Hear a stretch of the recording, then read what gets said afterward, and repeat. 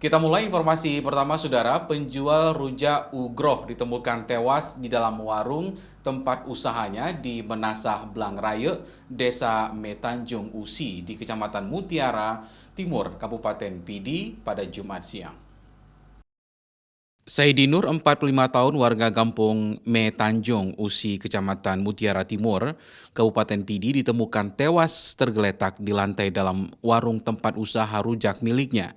Korban ditemukan oleh istrinya sudah tak bernyawa pada Jumat siang. Penemuan mayat penjual rujak di dalam warung tempat usahanya yang berada di pinggir jalan lintas Banda Aceh Medan ini langsung membuat warga sekitar geger karena 1 hari sebelumnya korban terlihat masih berjualan rujak seperti biasa. Biasanya korban menutup warung usaha rujak pada malam hari sekitar pukul 23 waktu Indonesia Barat.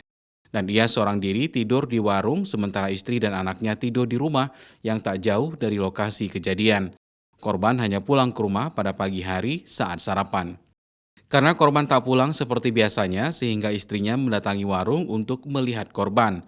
Namun sang istri terkejut menemukan suaminya yang tergeletak dalam kondisi tak bernyawa pada Jumat siang.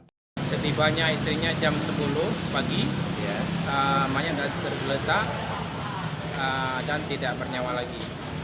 Sehingga keluarga menghubungi perangkat desa dan juga sekaligus menghubungi pihak kepolisian. Setelah tadi melakukan olah TKP dan visum, saat ditemukan benda yang tadi diamankan oleh pihak kepolisian cuma HP korban.